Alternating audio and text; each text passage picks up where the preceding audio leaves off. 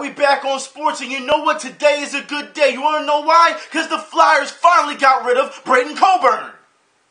Good morning, I'm Neil Hartman of Comcast Sportsnet. This is CSN News Alert. We're in our Comcast Sportsnet newsroom along with CSNPhilly.com's Flyers insider Sarah Baker, and we're here because the Flyers have made a move overnight. The Flyers have traded defenseman Trent Coburn to the Lightning for defenseman Radko Gudas, as well as Tampa Bay's first and third round picks in the 2015 NHL entry draft. Gudas is 24 years old. He will likely not play this year for the remainder of the season. He had knee surgery in January, so this is a move that is for the future. But give us your take, Sarah, on what the Flyers did overnight. Neil, this is a really good move no matter how you look at it. No offense to Trent Coburn, but he is a guy who is aging. He's sort of hitting the twilight of his career. He's done a lot while with the Flyers, and of course, very well liked off the ice by the fans.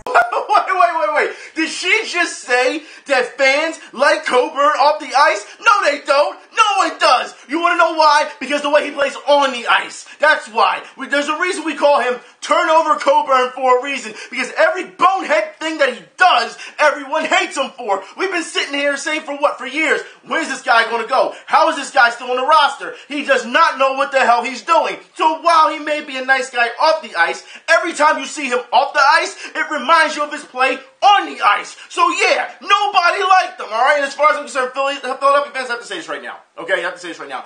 I am shocked. That's right. I am shocked. I am in a state of shock right now. The fact that we got rid of Trent Coburn, and not just Coburn, but two bad players not too long ago. That's right. Now we have Trent Coburn's leaving. Bye. See ya. We're better off without you. But before that, it was Kyle Kendrick. And we celebrated like we actually won a championship. See, this is what happens when you get rid of bad players that we've been asking for time and time again. Should be gone. We just scratch our heads and like, what the hell is this guy doing here? How is he still here? Why is he getting these contracts? It makes no sense. And now we're seeing them finally leave. It will make our organizations better. The teams that we love. And speaking of Kyle Kendrick, I have to say this right now for the Phillies. All right, for those who did not see what happened not too long ago, all right, the Phillies lost to a Division II college team. That's right, the University of Tampa.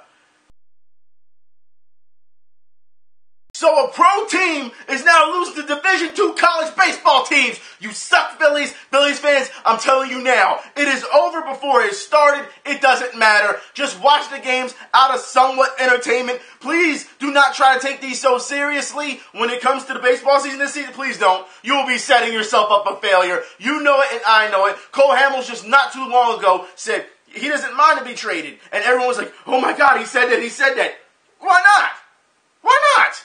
He's allowed to say that, and look, he sees what we see. Okay, that's what it is. He's telling the truth, he's speaking the real. And then Ruben Amaro was like, I don't have a problem with him saying that because he's a competitor. I just didn't like the words he used. Well, guess what, Ruben Amaro? Maybe if you did your job, maybe if you kept this team intact and got the right pieces that you needed, instead of going around and signing Don Brown again, the hell is that? You are very thin, obviously, when it comes to these type of things. You need some type of farm system, because as we know, you gave away most of that when you went for, the holiday in the lead trade. You took the gamble. That's what you did. You took the gamble, and it didn't work.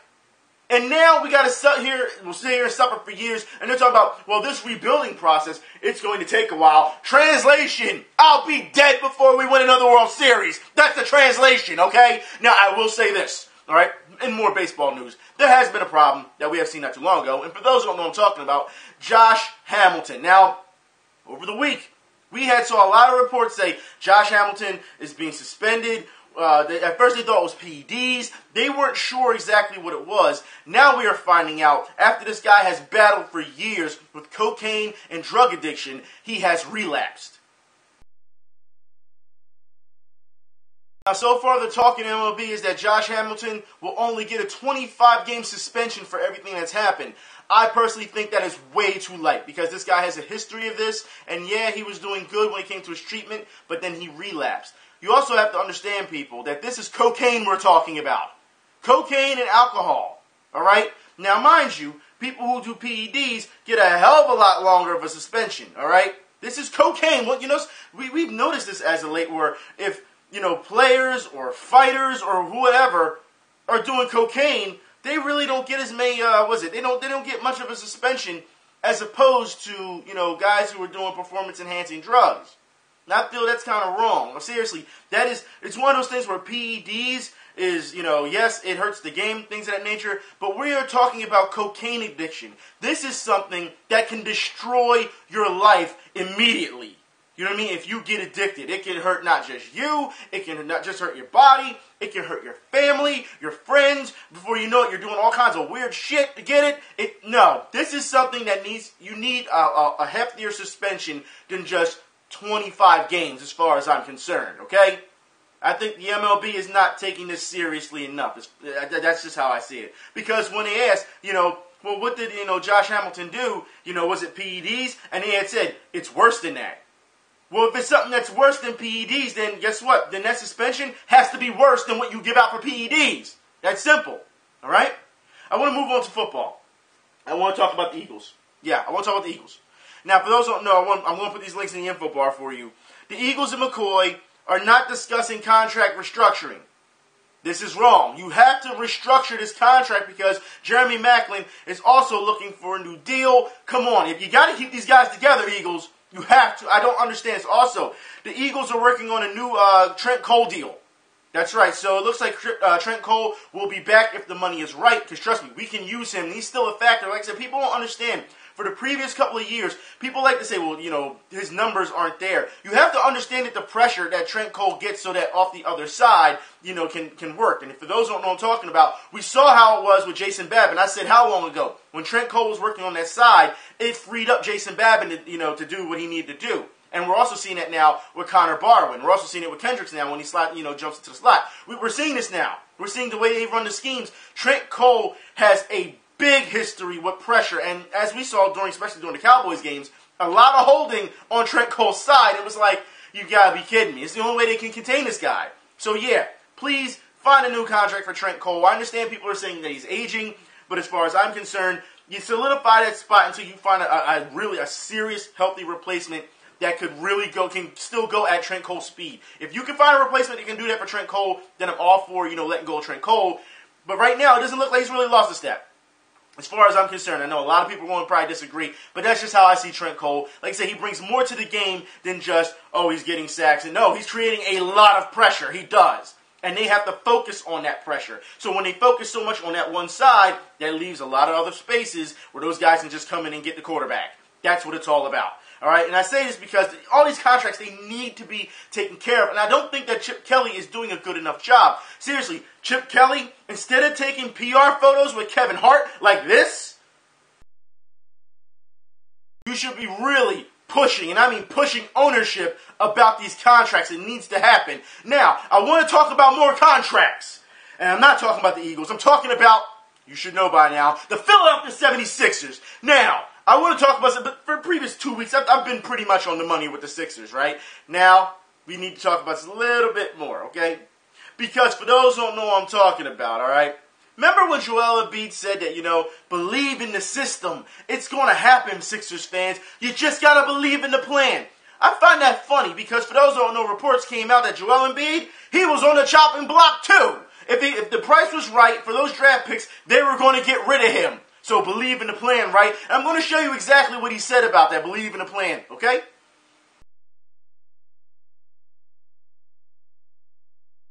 You know what the beauty of those tweets are? The fact that, Joel Embiid is pretty naive and doesn't know what the hell he's talking about because he hasn't been here long enough to understand what's going on. But if you notice at the bottom tweet where he's like, yeah, JaVale McGee, you on the team now. We're going to kill it. Well, got some bad news for you, okay? Because, link in the info bar, the Sixers are going to buy out JaVale McGee so he can go somewhere else. Vets, though! We've been talking about this. Vets. You need vets to come on the team, but the vets don't want to play here. So, that's 3 now. Danny Granger, right? Didn't want to come here. They bought him out. He left, right? Andre Kirilenko, who refused to come here, they waived him, and guess what now? Andre Kirilenko has signed, I want to make sure I get this right, he has signed with CSKA Moskow. That means he's playing in Russia now. He would rather play in Russia than play in the NBA, which is supposed to be of the elite.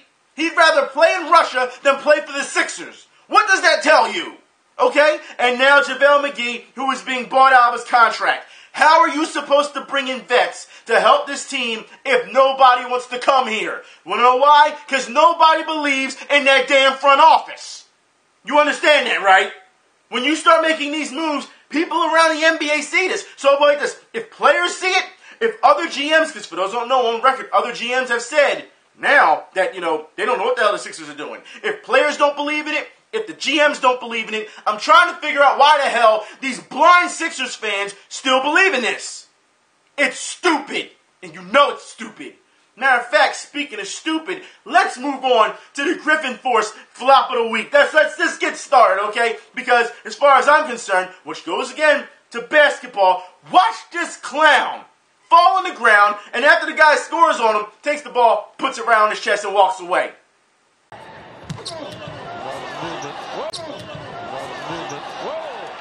And down, look at that.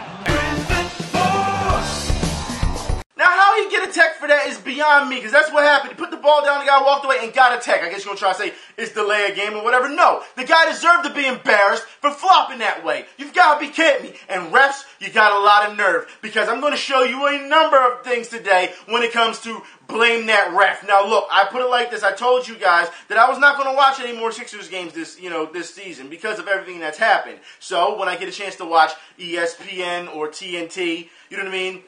All they're showing is high-profile games. And a lot of these games have been Cavaliers, because that's what it is. We're just going to show you what LeBron is doing. Fine. That's all you're going to show me? Then that's what I'm going to show you. And I'm going to show you exactly what I mean about the refs, because they're not doing their damn job, especially when it comes to Kyrie Irving traveling and nobody calling it. Follow me. As you see, Irving is telling these big guys follow him as he gets the steal on the break. Beautiful move by Irving going left, getting it to left, shot block. If you hear the commentators like, it's a beautiful move by Irving, count the steps. He traveled. It's not a beautiful move. It's illegal. It's that simple, all right? But no refs. You just got to keep it going, don't you? James Harden. For those who didn't see what happened yesterday, James Harden kicks. I won't even say kick, all right? He took his foot and pushed LeBron James away. He pushed him in the groin. He hit him between the legs, but it was a push. It wasn't a kick, all right? And yet, all he got was a tech for this. He wants the foul right here where Jimmy Jones and LeBron are reaching, but they're not getting the ball. Now, let's be real here. Let's be honest, all right? LeBron James is overacting on that part because, let's be honest, like I said, even though that's a kick, it's not really a kick, it's a push. That's what it is. However, James Harden, his leg is extended, meaning there's intent. I'm not trying to hear that he should just get a tech. No, that is an ejection. That's what it is, and they didn't call it. However, it gets worse throughout the game. Ref, how do you not call this? Something had to be called there, right? Right there, you can see now. Did Harden hook LeBron, or did LeBron hook Harden? I don't understand how nothing is called there. Clearly, James Harden is hooking LeBron. He's pulling him, so you call an offensive foul. But what did the ref do? He called nothing. Nothing. You've got to be kidding me here. You wouldn't see this on a basketball court anywhere. You go outside the playground, you wouldn't see this. These antics is what I'm talking about that makes this game, I should say the NBA, it makes them look pathetic. There is no, and mind you, LeBron and James Harden are both up for MVP. Last night's game made, if anything, it was a piss-poor display of basketball. And not just from the players who embarrassed themselves, but from the referees with poor officiating. And speaking of poor officiating, I'm going to show you referees once again that go out of bounds. Because this happened earlier in the week when it came to the Cleveland Cavaliers when they played the Golden State Warriors. Watch how Steve Kerr reacts when he says his players fouled and the refs don't call it. Kicking it out, Moskow. Yes. Moskow once again. With the outside shot, now the objection is restraining head coach Steve Kerr, who is upset that the Warriors did not get a call back at the other end. An 11-3 spurt for Cleveland. And they come out strong here at the start of the third. Do you see how that ref grabbed Steve Kerr? Because I'll put it like this. If a player had grabbed the ref in a disagreement for a foul, if a player had grabbed the ref and then tried to talk to them, guess what? They'd be ejected, they'd be fined. If a coach who was mad grabbed the referee like that, they would either be teched or ejected at worst, and fined. We've seen Rasheed Wallace look at refs wrong and get tech, did we not? So don't sit here and tell me it's okay for all of a sudden the referee to grab somebody to talk to them. No. I'm not trying to hear that. And this is the double standard when it comes to basketball. Because we're not allowed to touch them, but they're allowed to touch us. The Referee Association really needs to look at what they're doing. Especially how bad these calls have been over the week. And now you're putting your hands on people. It is this simple. I understand you're just trying to explain things, all right? But when someone was hit as Steve Kerr, he takes off his jacket, he throws it on the ground and everything. No, you do not grab anybody. And if anything, that should have been looked at more. But of course, after the commercial break, no one says anything about it. They just talk about how angry Steve Kerr is and just let the ref off the hook. And the NBA, of course, is not going to talk about it whatsoever. You know what I mean? All of a sudden, it's all right. This is another reason why refs need to be criticized by players, by fans, by coaches without being fined. That's what it comes to. Now, I want to move on to more grabbing. And for those who know what I'm talking about, was it Ronda Rousey?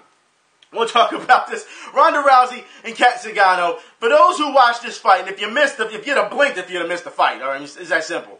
You really would have. Cat Zingano comes out pretty much rushing, makes a mistake. Rousey takes it. They fall on the ground. Rousey takes quick advantage of it. 14 seconds, armbar. Beautiful technique on Rousey's, and I will put it like this. That girl is severely dangerous. She has cleaned out her division. A lot of people were saying that Chris Cyborg is going to knock out Ronda Rousey if she comes here. First off, let's get something straight here, okay?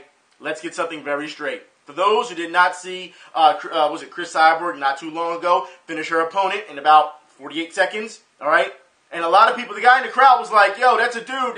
He's yelling the entire time. That's a dude fighting. Because the way Chris Cyborg fights. First off, Chris Cyborg is about, I believe, 10 pounds overweight. She's not a bantamweight fighter. So she would have to drop 10 pounds to go to 135 to fight Rousey. Second of all, I don't think she could beat Rousey. And I say this because Rousey has more in her arsenal. That's why. It's not just about standing in one place and throwing. No. Anyone who's watched Rousey's training regimen this time around, her training camp, during Zingano, blazing fast speed now. It's not like before how she used to box and she would get caught and everyone would say where her boxing is a weakness. If you watch her training camp now, when she boxes, blazing fast speed. I really don't think that Chris Cyborg, even though she has that, you have to understand, she's a brawler. She has the way she stands, because she stands like this. Because she's going for power. She's throwing with the shoulder. That's what she does. You have to understand, when fighters fight like that, and you don't know how to approach it, which Rousey knows how to approach, okay? When you fight like that, you're going to get caught.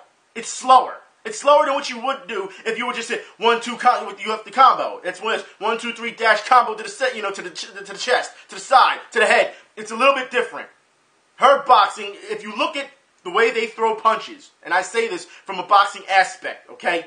Rousey is more technical. She uses more speed, okay? As opposed to, Chris Cyborg just lunging. Because that's what, if you watch that fight, but you know what? I'll put the fight in the info bar so that you can see the way, Chris Cyborg, the way she fights, the way she stalked her opponent and was just like, haymaker, just throwing bombs. And the girl couldn't do anything about it. So it goes to show you that's what it is. I know a lot of people want to see Rousey fail. I don't know why.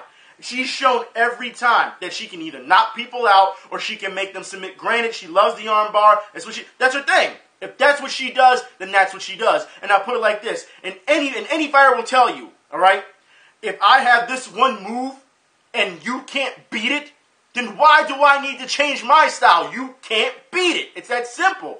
Get around it. And if you can't get around it, well, then that's on you. I don't see why people get so mad at her, so much. I put it like this. If this fight happens, which I really do think it's going to happen, because let's be honest here, this is a collision course for a super fight. When it comes to the women's division, I really think that Ronda Rousey can beat Chris Cyborg. Because she's a more all-around fighter. That's how I see it. And Chris Cyborg, we know her troubles with steroids and trying to get back, and we all know this, all right? I really would have liked to have seen Gina Carano try to get back, but as we know, Gina Carano is so busy with movies now, it doesn't even matter. You know what I mean? I wouldn't even consider her, trying to get back into fighting, especially after she fought Chris Cyborg. And as we know, that's when Chris Cyborg was on the junk, and that pretty much put, Carano down. And she was like, that's it. That was her last fight. As far as I'm concerned, that fight should be stricken from the record since we found out that Chris Cyborg was on the juice. as far as I'm concerned. But hey, what can you do, right? I mean, that's what they do. Anyways, I do want to move on, and I want to talk about things, about the media, because ESPN has just gone way too far. And for those who don't know what I'm talking about, all right, they talk about what Nick Young, almost what happened with Nick Young not too long ago, and they take shots at Iggy Azalea and say that she's ruining hip-hop. First, our monthly look at what did we learn? We learned that according to the Lakers' Nick Young, a Dolphin recently tried to kill him. So, Nick, while Dolphins are trying to kill you, your girlfriend's trying to kill hip-hop. Let's call it even, okay? What the hell does ESPN know about hip-hop? This is like the pot calling the kettle black. Because once again, and I showed it in the gaming video last week, but just for those who did not see the gaming video, we'll talk about in this sports video. Because once again, all you do is culture vulture.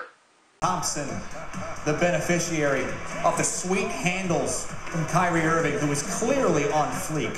What the hell does ESPN know about being on fleek? We've talked about this time and time again with ESPN. ESPN, you're not hood. You never come down to the hood, all right? You don't know a damn thing about rap unless it's something that you heard on the top 40 radio. Let's be honest here, man. This is what y'all do. Every time when we need y'all, what happens? Y'all never around. But y'all gonna take from us every fucking time. This is what you do. Every time. And you got the nerve to talk about who's killing hip-hop and who's not? Didn't I remind you people that when Stuart Scott first started ESPN, Stuart Scott, as much as they love to praise him now that he's passed on, they said in the beginning they didn't want him to have that barbershop type talk because, as you know, they didn't want them to go to that demographic. They didn't want them to cater to the black folks.